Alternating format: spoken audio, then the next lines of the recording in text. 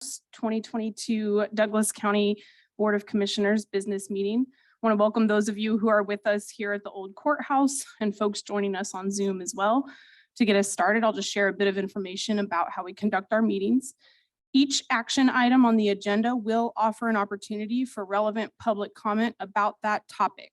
We ask that you wait until the agenda item that you're here for comes up for discussion.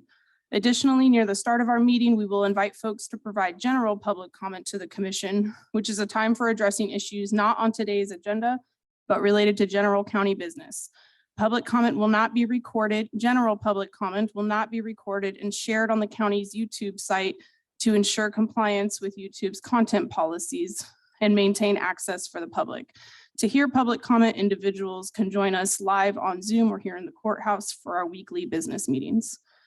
We will call on folks who are here in person first. A few people have signed up. I'll call them first and then see if anybody else in the building would like to provide public comment. Then we'll turn to folks that are online. A reminder for anybody on Zoom, please plan to use the raise your hand function when the time comes for your public comment and listen for staff to call your name and unmute you.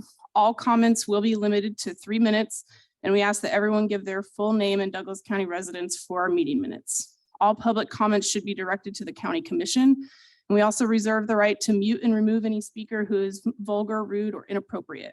The public should also know that comments received by the commission during our meetings do not represent the views of Douglas County government. If visual aids are used during any of the meeting presentations, the presenter will share their screen. Please know that online participants will not be able to view them without a computer, smartphone, or tablet during the meeting. However, materials are published online for your reference as well. And lastly, a recording of this meeting will be available on our YouTube page and website. With that, I will jump into our consent agenda and see if either commissioner wishes to pull anything for further discussion. Okay, would anybody in the public like to pull anything from the consent agenda? What item? Okay. Can I here, is there anybody else in the public who would like to remove anything from the consent agenda? Yes. So I heard 1.1, 1.6, 1.7, and 1.8. To have a motion from the commission for the remaining items. Whoop. I'm sorry, thank you. Is there anybody online who wishes to remove anything from the consent agenda? Okay. Motion to approve the consent agenda items 2, 3, 4, 5. Second. All those in favor? Aye. Aye. Okay, thank you. Sarah, are those items that we can provide any additional information about ahead of time, or would we like to just ask what the public's questions are? I think we should just take them one by one. And, Okay. And since there are a number of different items. Okay, thanks. So we'll start with 1.1. Michael, would you like to come provide any questions you have about that item?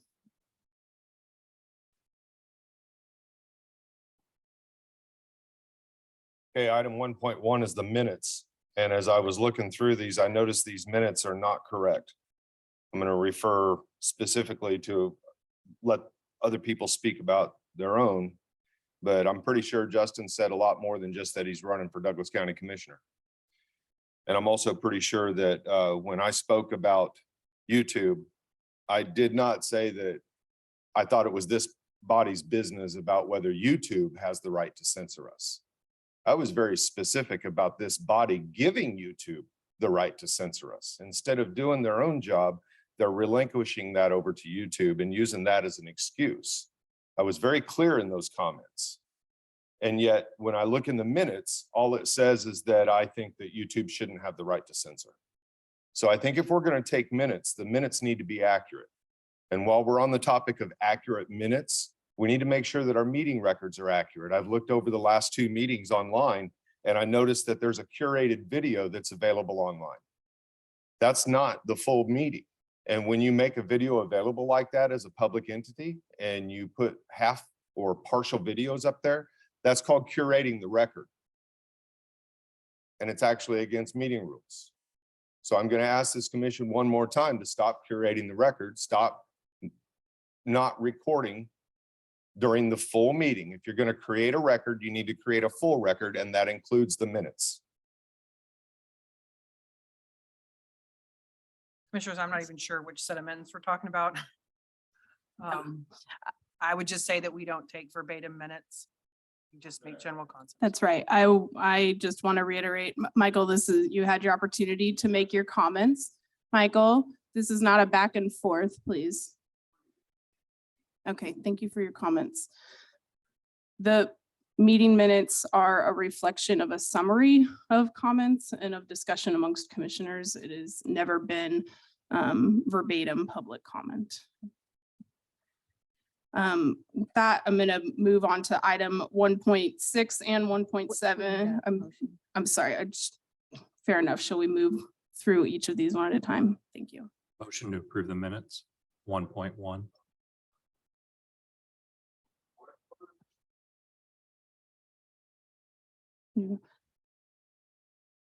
Okay, I will rewind just a bit before revisiting that motion and ask if there is anybody else in the public who would wish to provide public comment related to the meeting minutes.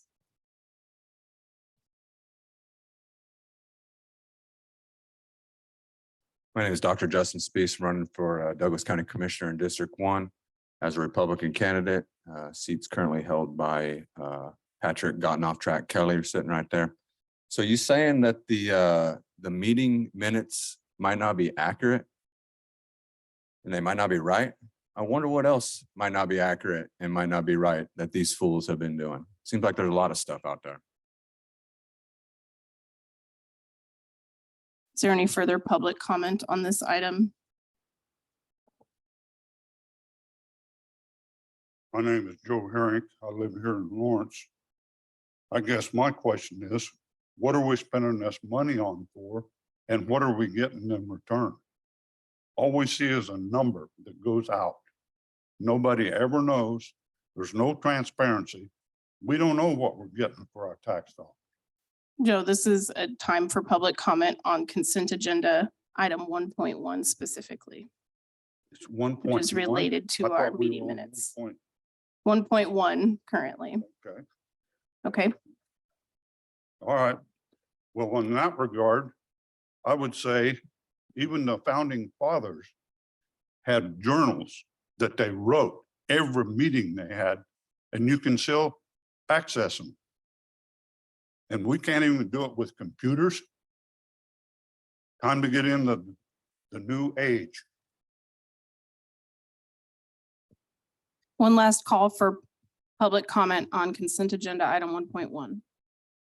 Okay, hearing none, I'm ready for a motion.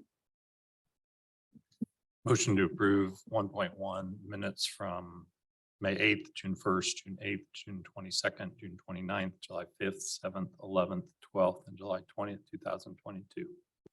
Second? All those in favor? Aye. Aye. Aye. Okay, with that, we will invite Justin to ask any questions you have about items 1.6. I can just state as a beginning, so item 1.6 is related to an ongoing Medicaid match that we certify with the Public Health Department.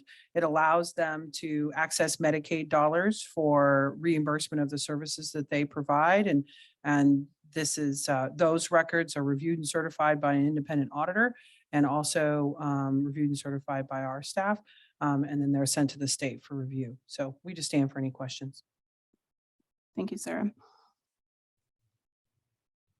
My name is Dr. Justin Spees. I'm running for Douglas County Commissioner in District 1 as a Republican candidate, currently held by Patrick Gotten Off Track Kelly right there.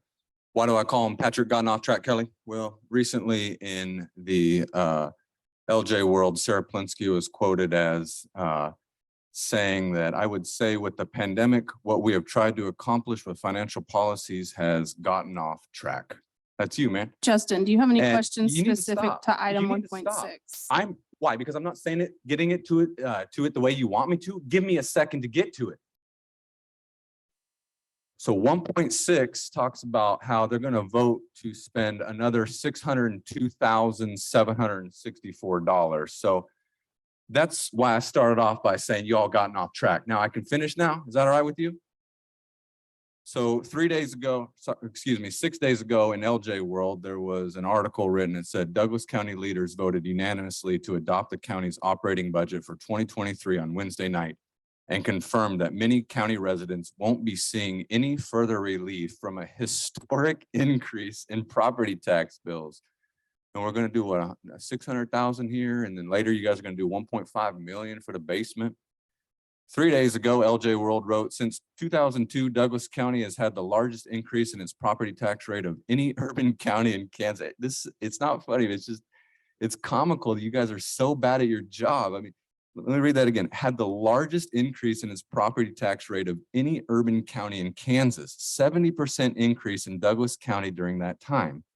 8% average in the rest of the urban counties. We asked county commissioners what they make of the numbers. Gotten off track. Kelly there said, well, we're not Johnson County, we're Douglas County. We do things differently. Well, that don't make no sense, man. 3 days ago, Commissioner Shannon Portillo in LJ World, Commissioner Shannon Portillo and Patrick Kelly both said that they thought the county ought to formally craft a policy that would set guidelines for how much money the county can accumulate. I want more time than that. She stopped me. Can accumulate in emergency accounts, how it can be spent and other details. Shannon Portillo here, who's leaving next month, less than 2 years into her term as county commissioner, which just ain't right, is quoted as saying, I definitely think the county should have a policy and we're working on developing that. You think, why did this LJ World, why did this come out after they voted on it? Why are you guys all of a sudden, I want more time, because she stopped me. Why are you guys all of a sudden saying, I think we should have a policy on how we spend our emergency money? You didn't think of that before? Why didn't you think of that before? Why didn't you think about it before? Justin, do you have a question related to item 1.6? Yeah, I just said, why didn't you guys think of that before? Are you going to answer it? That's not a question related to the item that you. Why put for didn't you guys consent. think about how to manage money and now you're going to request $602,764? Is that more specific to the item? Are you going to answer it now? I want to clarify, this is So not. anyways, this is my 3 minutes. What is going on? This is my 3 minutes. You can clarify during my 3 minutes, or you can clarify when I'm done talking. I don't understand. Do I get 3 minutes or do I not get 3 minutes? Justin, you've gone beyond 3 minutes. I've gone beyond 3 minutes, but I've been stopped twice. Sarah, would you like to go forward with your statement? Thank you. I want to clarify that this is not an expenditure of grant. This is not an expenditure of funds. This is about funds coming to Douglas County from the state of Kansas. So this is not an expenditure of funds. It is about getting additional dollars from the state to. Thank you for clarifying that. Is there any further public comment about item 1.6 on the consent agenda? Sarah just said something inaccurate there, and I'd like her to correct that. Not all those monies are coming from the state, correct? Oh, well, I mean, I'll be happy to do a little back and forth, but my point is that not all those monies are coming from the state. Some of that money is coming out of our budget. So what I'm wondering is, why can't that money come out of your slush fund?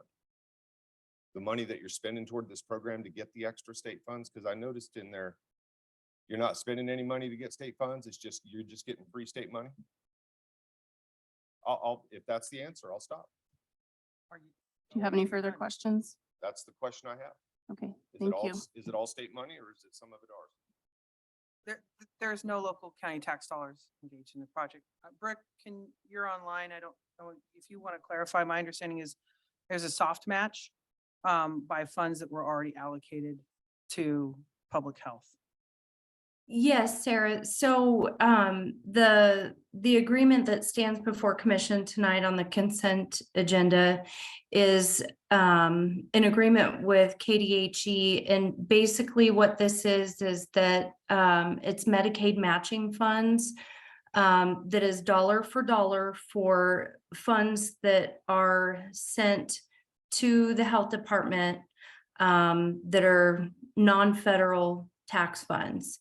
So we had an over expenditure on the 2022 contract that was for $500,000. That's $250,000 that comes from taxes that the health department used for the programmatics described in the memo.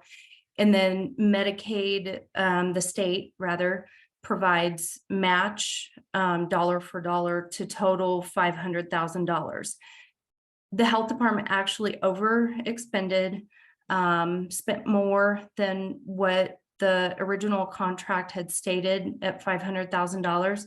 So this is an agreement to amend that and leverage additional Medicaid match funds here locally.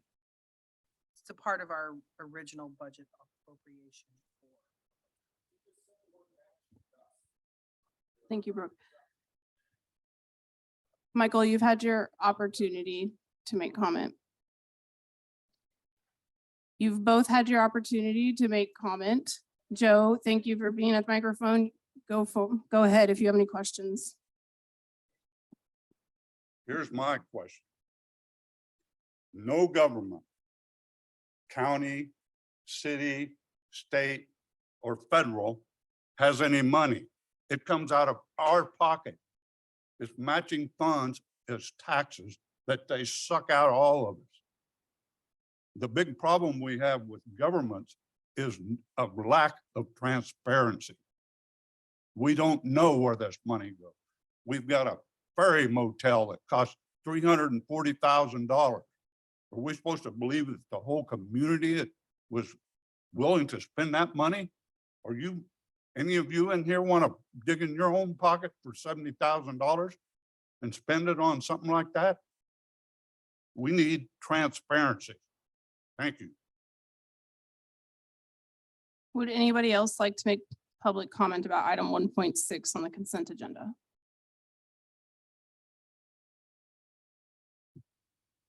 I'm just curious how the health department overspent. Like on what?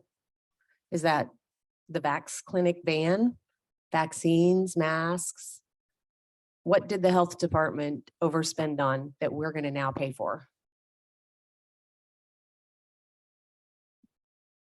Is there anybody online who would like to provide public comment? Health department staff are not here to provide specific answers to that question. I'm not going to engage in a back and forth with you while you're in the gallery. Please stop disrupting. Is there anybody who's indicated that they wish to make comment online? Okay. Is there any further comments that you have, Sarah? I see that your microphone is unmuted, so just double checking. Okay. I think that our staff explained the answers to those questions well, and that there is transparency in the agenda packet and the memo and agreement that is provided both to the commission and to the public for review. Any further discussion or clarifying questions amongst commissioners? Okay, we'll be open for a motion. This is Commissioner Portillo. I move to approve item 1.6. Second, all those in favor? Aye. Aye. Aye. Okay, I'm going to move on to item 1.7. Justin, you also asked to remove this. What is your question about it?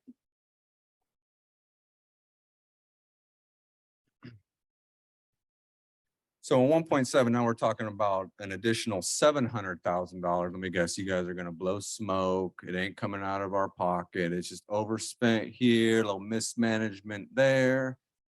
Now it's gonna come out of your pocket, but we ain't answering that question for you guys. So, you know, like I said just a little while ago, again, my name is Dr. Justin Spees. I'm running for Douglas County Commissioner in District 1. It's currently held by Patrick Gotten Off Track Kelly there. And the reason why I call him Gotten Off Track Kelly is because Sarah Plinsky here is quoted in the paper as saying what we have tried to accomplish with financial policies has gotten off track. And what we've seen here in this meeting just already, you guys ain't just off track on the budget. You guys are off track on even running the damn meeting. You don't even know what you're doing. So last week, Sarah Plinsky gave a presentation before you guys voted on this historic tax increase. You guys are fools. And she had this slide up there that talked about the assessed valuation growth over a 10-year history. And in 2021, it was 2.75%. And in 2022, it had gone up to 12.44%. So 2021, 2.75, 2022, 12.44%. Now, why is this? If you look at other states, the assessed growth it doesn't grow like this. It ain't nearly as high as this. It's double, triple in some places. So why is it that other states are so low and we're so high? Could it be that with the increase in assessed value, you guys are getting more revenue? It's almost like, are you guys in cahoots with the assessor there, trying to get some more of our money here and then not answer our questions when we're asking you, what are you doing with our money? And instead, you just get mad at us? You just getting mad that we're asking these questions? Like, oh, we can't have that stuff.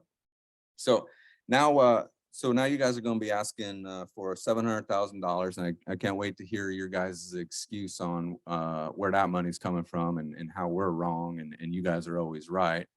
And then here later on tonight, you guys are going to vote and approve another $1.5 million to do the basement here at the courthouse.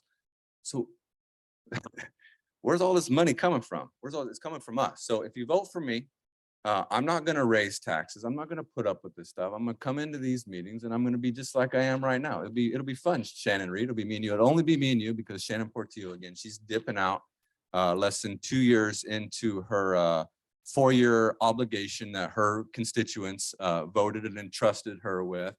And then this past weekend, they went ahead and just voted in one of the other people that was running against her that she already voted. So the public had already said, we don't want Karen Wiley, we want Shannon Portillo. And Shannon Portillo said, well, I don't want you. I don't want to be here. I'm going to Arizona, peace. And now you guys are stuck with Karen Wiley. So the mismanagement, the gotten off track, the absolute just dog shit leadership that we see is just going to keep continuing. And Lawrence, that's what you get if you keep voting for these Democrats. It doesn't make any sense. Vote for somebody else. It's not hard, man. Are there any further questions or comments about item 1.7?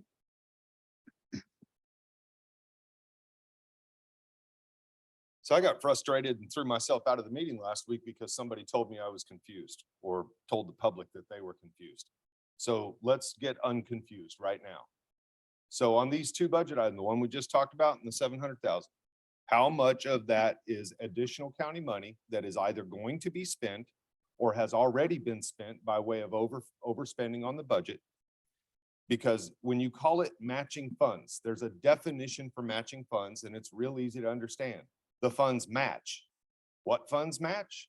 The two different funds that it's coming from. Matching funds means the county's putting up money. So you can dress it up that it's a budget over expense or it's whatever else you guys want to describe it as, kind of like the chief of police turns threats into warnings now. But you can dress it up into all kind of different gobbledygook and misspeak language and try to distract people from what's going on. Why can't these monies come out of your slush fund? Again, we have a 12-some million and growing, I don't even know what the count is these days, slush fund that this county has, but they're going to raise our taxes. Is it 42 million right now? Wow. Or is that what it's going to expect it to be? Either way, that's a lot of money and it's a lot more than the tax increase that you guys are going to put on us. Why can't these items that you're putting on the budget here or putting on the consent agenda here be money coming out of that slush fund? You got so much, let's take it off the taxpayer a little bit. And Shannon doesn't care. You're sitting there messing around on your computer. Are you checking the budget number? I mean, how much the slush fund is at? Do you get a portion of that?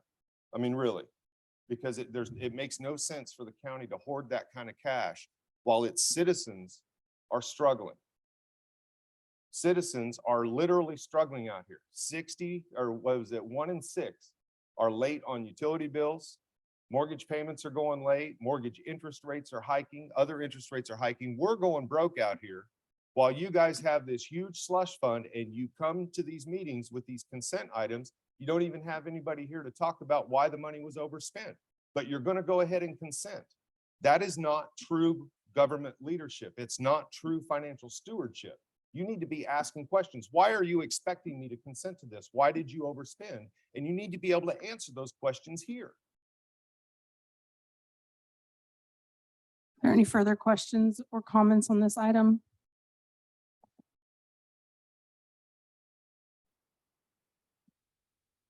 So my name's Nicole. My question would be, even though you've already approved the budget, is there anything that prohibits you from deciding to take some of those funds for the budget out of this slush fund? And if not, why can't you work on a policy stat like other companies do when they have an emergent situation, especially financially, and determine how much you're gonna take out of the slush fund in order to give some relief to us? Any further question or comment here in the building on this item? Has anybody indicated online that they would like to provide comments? Okay. Bring this back for discussion amongst commissioners, and I don't know if Sarah Brooke has anything to add. I think this is a similar item to 1.6 and funds that have been allocated. Yeah, does not represent any overspending. This represents that we had a smaller contract and we actually could utilize more match. So these were existing budgeted funds. There's no overspending. This will just allow us to bring down more Medicaid funds from the state. Thank you. This is Commissioner Portillo. I do think it's important to point out that Kansas is one of the states that brings in the fewest federal dollars of any state in the union. And both of these items represent federal dollars coming into our community to help fund services through these matches. So I think that it is a positive thing that we are bringing in. It is a positive thing that we're bringing in more Medicaid dollars to our community to help with these expenditures. Great. Do I hear a motion? Motion to approve item number 7 of the consent agenda. Second. All those in favor? Aye. Aye. Okay. And I have it noted, Michael, that you had a question regarding item 1.8 on the consent agenda.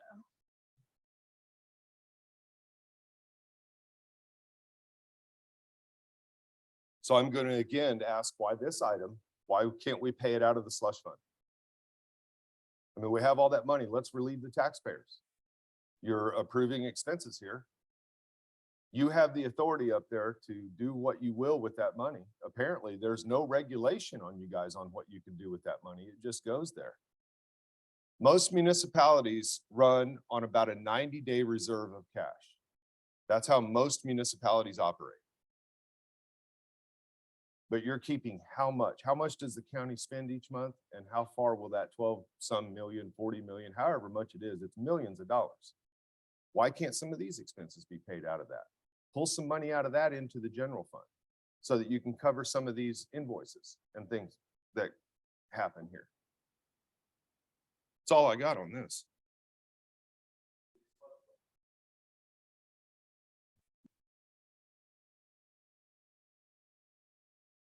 Dr. Justin Spees, running for Douglas County Commissioner, District 1, Republican candidate.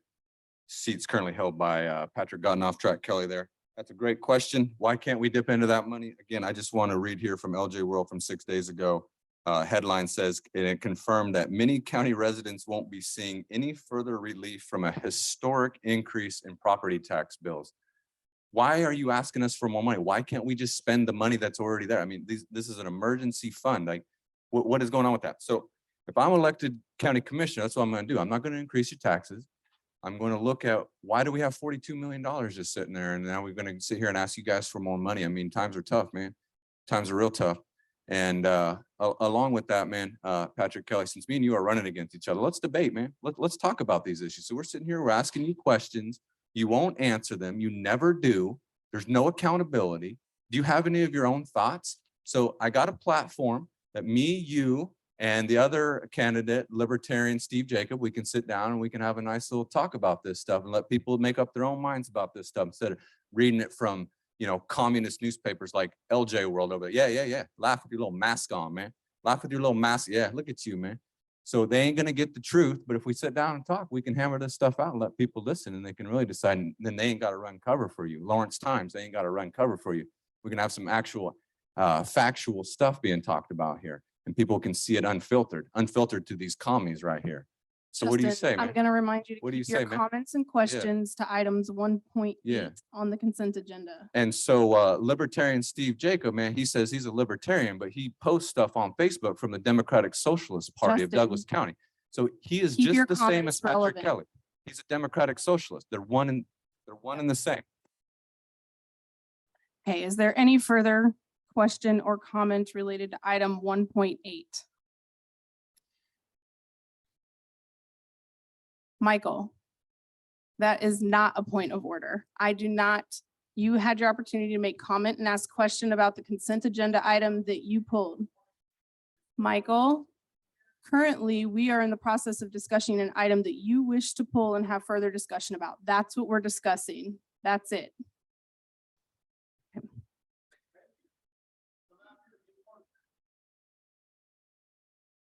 So I'm gonna respond to the questions somewhat that were brought up about item 1.8.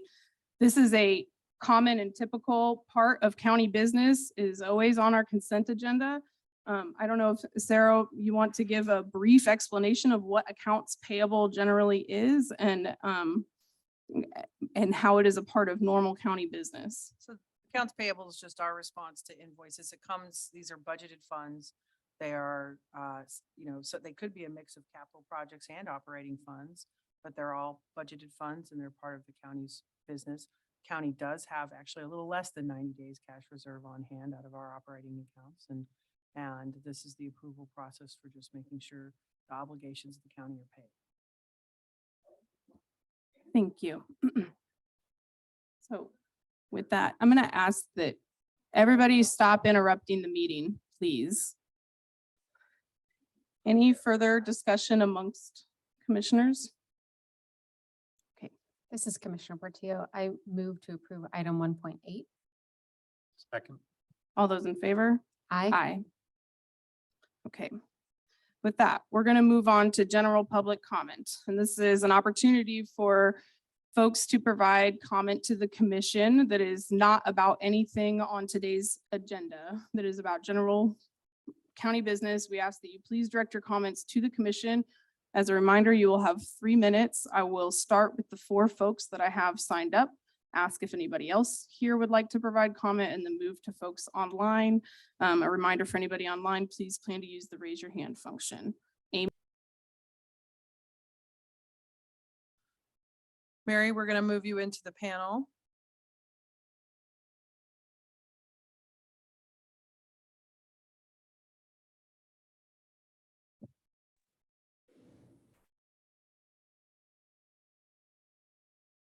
Good evening, commissioners. I am Mary Miller, and I don't actually have a presentation, a PowerPoint with me today, but this is a request to extend CUP approval for CUP 20-00214.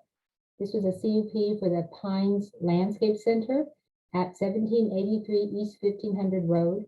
This was approved in October of 2020, and the CUP would allow them to move the retail part of their facility, their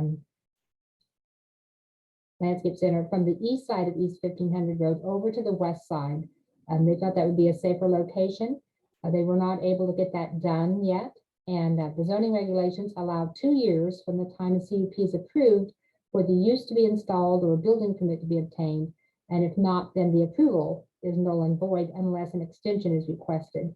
And the applicant did request an extension. Their request is in your packet. Basically, they noted that they wanted to do this work in the winter so it wouldn't disrupt their business, and the pandemic and the material supply issues just stopped them from getting that done yet. So they are requesting a 1-year extension. And with extension requests, we usually evaluate them to make sure that, 1, there were no changes to the code that would affect this, and there have been no changes to the zoning regulations that would affect this CUP. We look to see if the area has changed. Are there other uses there that weren't there before that this would be incompatible with? And the only new use is a implement dealership directly to the north where the airport motel was. But that was installed shortly after the CUP was approved. So it was aware that this retail facility, the retail portion, would be moved to the west side just to the south of them. And that should be compatible with the implement dealership to the north. There should be no issues with that. And then finally, we look at, were there any concerns raised with the original CUP? And the drainage district was concerned about stormwater drainage, but the county engineer worked with the applicant and they developed a detention basin or a detention area, it's not really a basin, and that's shown on the approved CUP plan. So The concerns have been addressed. And so staff, based on all of that, would recommend granting the 1-year approval to this extension request. And I believe the applicant is present in the courthouse tonight. But I'll be happy to answer questions if you have any for me. Thank you, Mary. The applicant's welcome to come forward and provide any additional comments that they'd like to.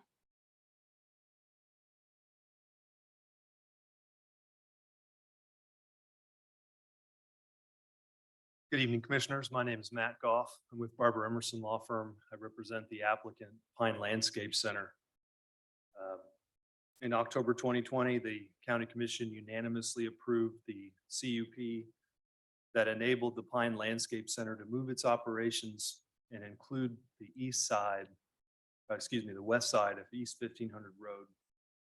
Prior to that time, and since around 2003, Pine Landscape Center has had its operation on the east side of the road, and that's where it all is today. There's a little piece on the west side where the retail checkout location is and the scale. But if you wanted to buy mulch, for example, and you brought your truck or your trailer, you'd come check in, drive across the road, load up your car, come back across the road, get on the scale, figure out how much more it weighs, pay them, and then leave. The nice thing about this CUP, once it's implemented, is that all the people who are buying things can stay on the west side of the road, so they don't have to cross over and come back. Now, the code says that we have 2 years to implement the CUP or pull a building permit. And since October of 2020, we've had some ongoing issues with the pandemic. We've had inflationary problems and supply chain issues. This is the kind of business that needs to be open in the spring and during the warm months. So they just haven't had a chance to get this new part done yet. That's why we're here asking for a 1-year extension. Give us that time. And also, this is a little bit different than the typical case. You know, you think about a greenfield CUP that says you can do that over there. We already have a use that's been in existence since 2003. The CUP that the 2020 CUP replaced by amendment was perpetual. The newest CUP has a 20-year term, but it's really hard for the applicant if it lost everything because it didn't get something done by October 21, 2022. So we're here asking tonight for you to please grant 1 more year extension. And I think that would resolve the current issue, and I'm pleased to stand for any questions that you may have. Thank you. Any questions for Mary or the applicant from fellow commissioners? I just had one quick question. It's mostly just out of curiosity because I am familiar with the drive back and forth across to load up a truckload and come back and weigh it. So I'm glad this plan is in place. I'm curious what the planned use for the east side of the road and the property is, or if it's not known yet, that's okay, but I'm It's just the curious. same use. It's in the approved site plan for the CUP. Mhm. If you can picture the cinder block semi, 3 sides of a square where you'll have the pile of mulch or dirt or rock, they would move it on the west side. Is that what you're asking about, the west side, or you want to know what's still going to happen out on the east side? Yeah, I was just curious after getting through the building and the plan, what the new use for the east side of the road will end up. So it will remain. And the far side of that, on the far east side, there's a place where they cultivate the dirt and they take bad dirt and they turn it into good dirt. And there's still storage. So there's much the same look and configuration, but the difference is that the retail public would stay on the west side. Okay, Yeah. thanks. Thanks. Okay, with that, we'll go ahead and open this up for public comment. Is there anybody in the building that wishes to provide public comment? Seeing none, I'll double check for any virtual hands. Okay, we'll close public comment and bring this back for discussion. I appreciate the kind of unexpected pressures that have been at play in the past couple of years. So I think this is certainly a reasonable request to make good on plans that are beneficial for the company. And I understand the need for an extension. So I'm supportive of this. Yeah, I'm happy to make a motion in supportive of it. 2020, sorry it's taken so long, but it's a great business. Really appreciate the work that's being done. So if that's okay, I make a motion to approve a one-year extension to the approval of the conditional use permit CUP 20-00214 for the ancillary agricultural retail sales located at 1783 East 1500 Road and the unaddressed parcel to the east based on the factors listed in the attached staff memo. Second. All those in favor? Aye. Great. Thank you for being here this evening. Have a good night. Okay, thank you, Mary. With that, we'll move on to item 3.2. Sarah, would you like to introduce this item? Thanks, Commissioners. Jason Rashid, our Director of Capital Projects, is here. Commissioners, we had a presentation about this at 4 o'clock as part of our work session.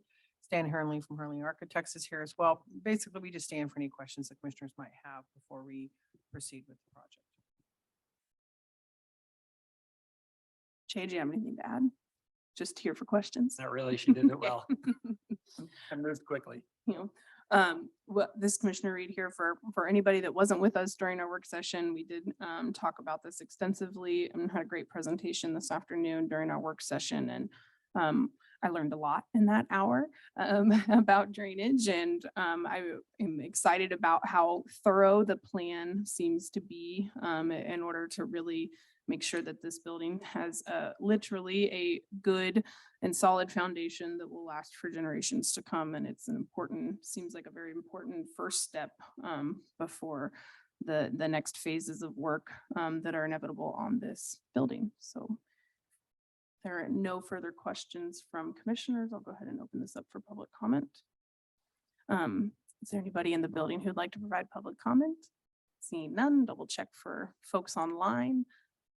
Okay, I'll close public comment. Bring this back. I guess I gave a little bit of discussion before questions, but any further comments from commissioners?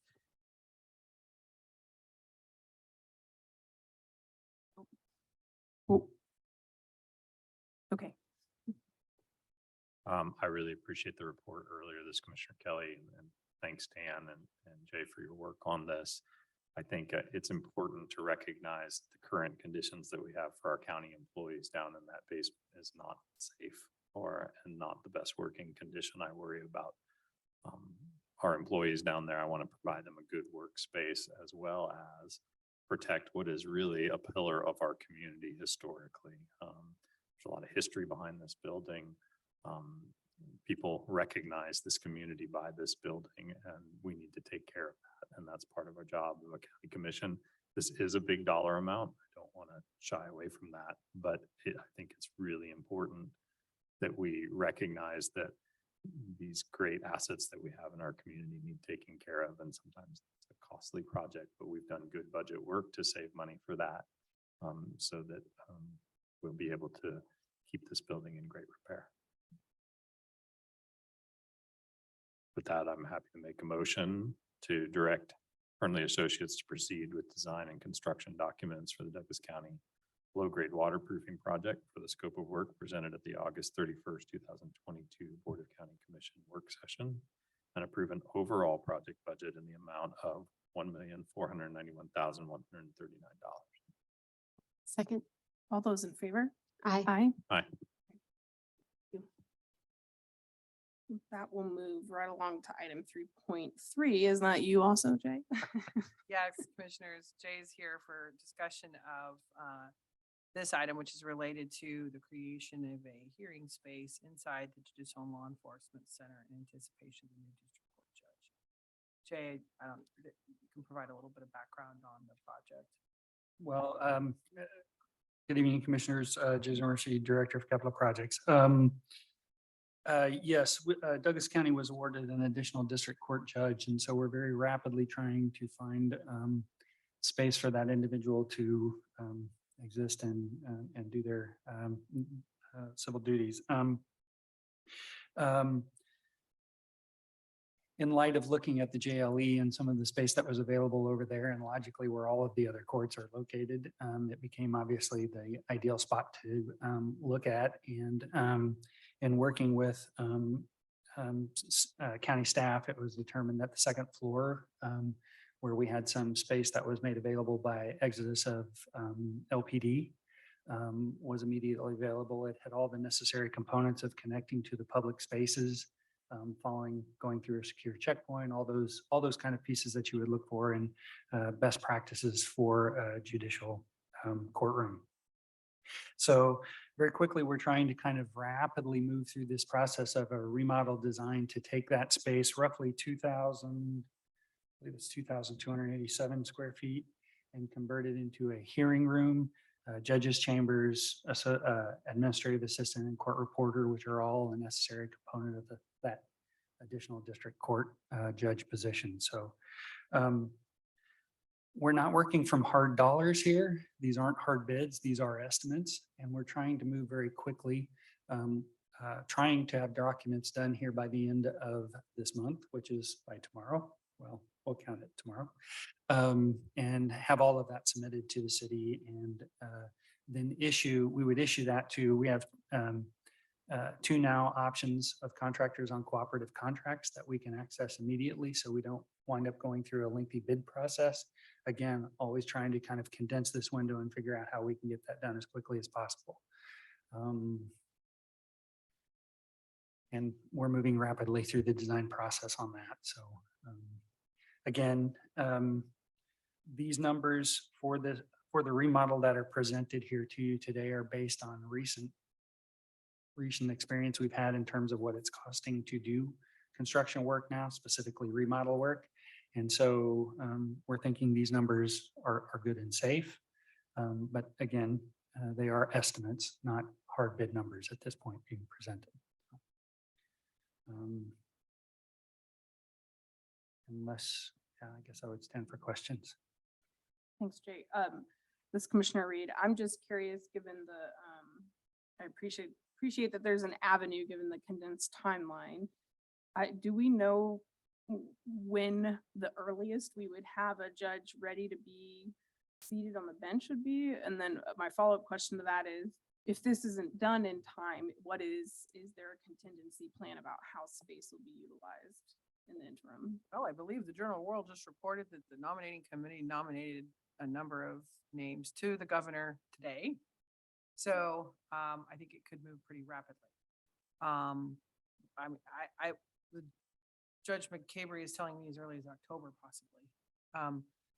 I think knowing that we are under construction, this is happening, we've got great relationships with the court. I think they'll do their best to manage inside their existing space while we get this done and create additional space for them. That being said, are actually scheduled for they're going to do a jury assembly out at the fairgrounds later this month because they've got 3 jury trials running at the same time. So I appreciate the court's willingness to keep this moving. Sarah, other questions from commissioners? Thank you for the overview. I completely appreciate how quickly we need to get this done, given kind of the timeline. And so I appreciate that there is an expedited process.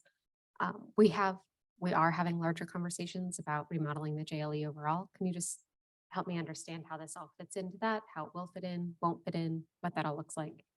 Well, I want to, commissioners, this doesn't. This is in essence a temporary space. This location is not, we've really only done a master plan and a space needs study. I don't anticipate that will be a hearing room after that design work, yet a lot of it remains to be done. So in essence, this is something to get us through until we complete the design of the Traditional Law Enforcement Center. I would add that the courts have been really good about realizing the temporary nature of it. When you go over to this remodeled space, it's probably not going to look like some of the existing courtrooms in terms of finish level and those kind of things. And so we're doing some smart things, repurposing furnishings we already have, being conscious of the fact that this is a temporary response. Commissioners, I'd also like to add that this was an expense that wasn't anticipated in the 2022 budget. And that's why we have reserve funds for unanticipated expenses to pay for things like this when we have to respond very quickly on behalf of the state to help make sure that we can get a judge seated in hearing cases as quickly as possible. We will take it out of our CIP contingency funds that we have set aside for being able to handle contingencies like this, but this has moved really quickly and it's nice to be able to have that ability. Sarah, this is Commissioner Kelly.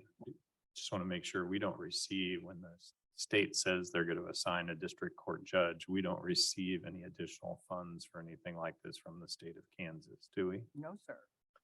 And, you know, one of the issues we have heard from our community is to reduce our jail population. And by adding another judge, this actually could speed up those trials much faster. So, you know, yeah, I'll make comments on that later, but that is your impression, like this, adding another judge will speed up the process over there at district court. Is that correct? Yes, and our district court has routinely in judicial efficiency studies and the number of cases per district court judge, we rank one of the highest in the state.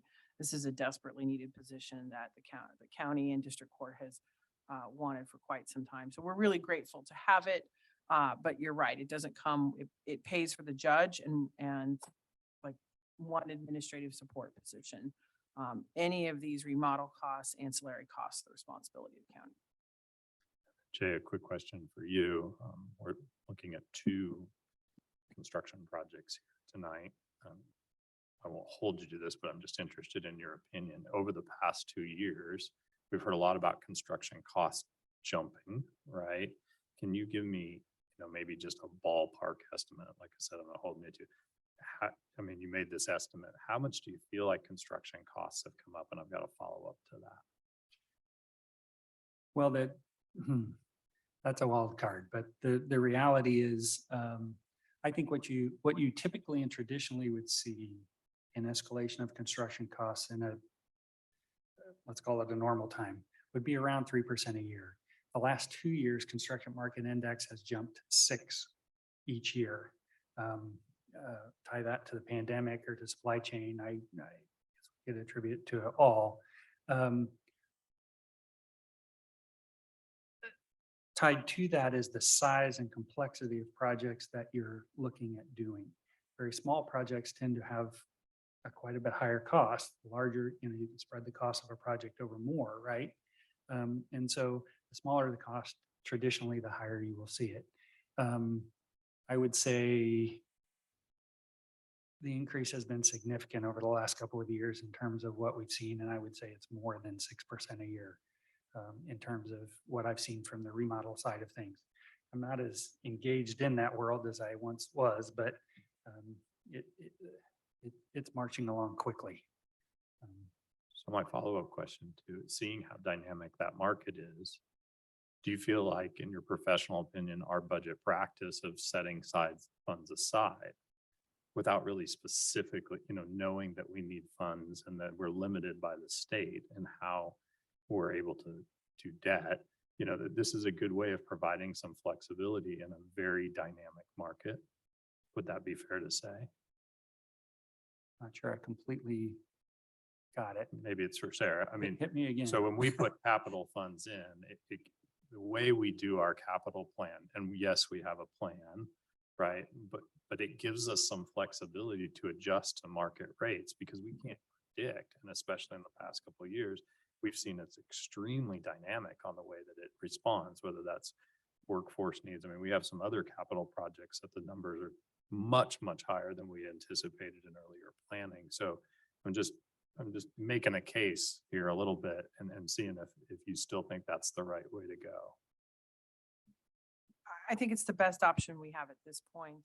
I think it's something that we continue to evaluate as we look at our capital plan each year and refine those numbers. But you know, that when we have our conversation about our CIP, this year has been different than my previous 25 years in capital improvement planning.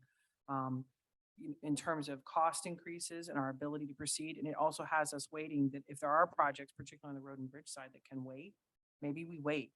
And that might mean our balances get a little bit higher, but we might, if we can, we might. I think these projects, obviously, we can't wait. Yeah. We have to proceed. I think the same goes for the restoration of this building.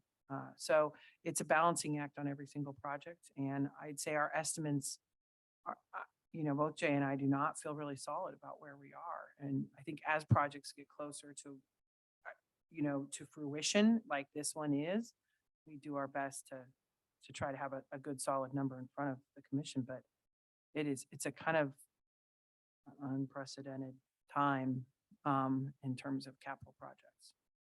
I think it's also important that on the majority of these projects, bigger projects that we're doing, we're utilizing consultants, much like Hernley that was here before, who is actively engaged in projects in that moment at that time.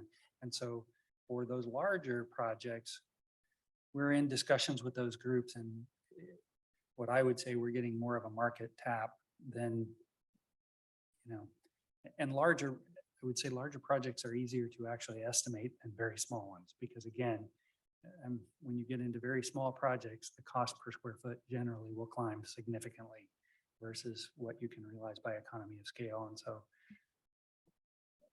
utilizing good consultants and making good selections when we go through our RFP process is really one of our best weapons, or our ability to kind of anticipate those things as we move forward. That's one of the reasons we had the waterproofing looked at again.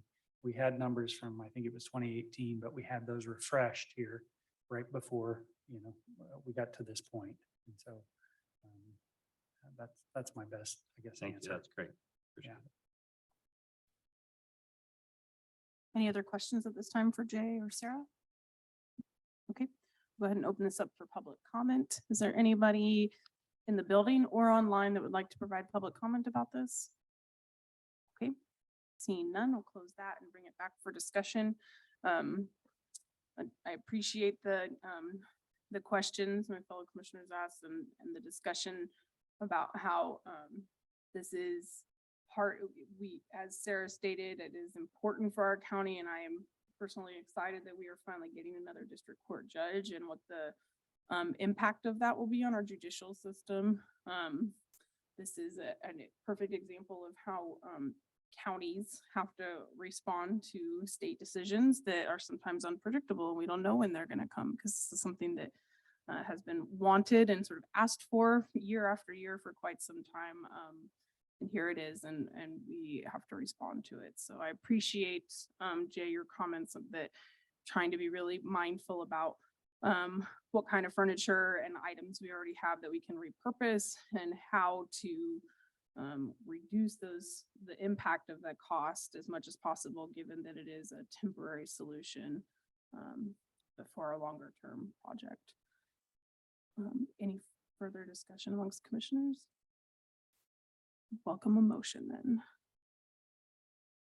Motion to authorize county administrator to enter into a mutually agreed upon contract with the participating cooperative contractor for construction of the proposed JLE hearing room remodel project, and approve a total proposed project budget in the amount of $527,051. Second. All those in favor? Aye. Aye. All right, thank you. Thanks, Jay. Thanks, Jay. Okay, with that, we'll move on to item 3.4, which is an executive session. So I move that we recess into executive session to consult with the county counselor regarding matters that would be deemed privileged in the attorney-client relationship in order to protect the attorney-client privilege.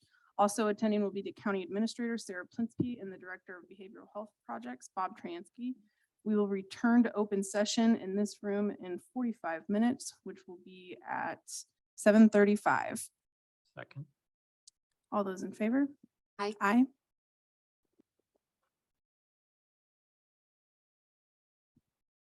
This Commissioner Reed just coming on the record to state that we are going to extend our executive session for 15 minutes and reconvene our public meeting at 7:50. Thank you.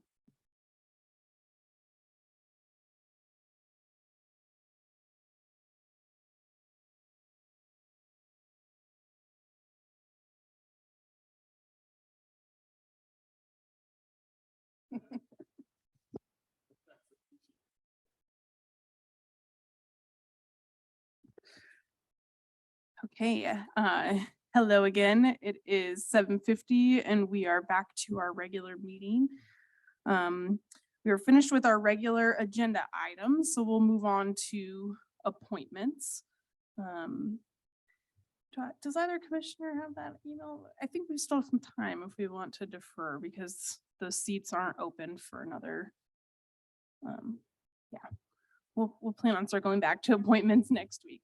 Your inbox. With that, I'll go ahead and let you go over your memo, Sarah. Thanks, commissioners. My memo is attached.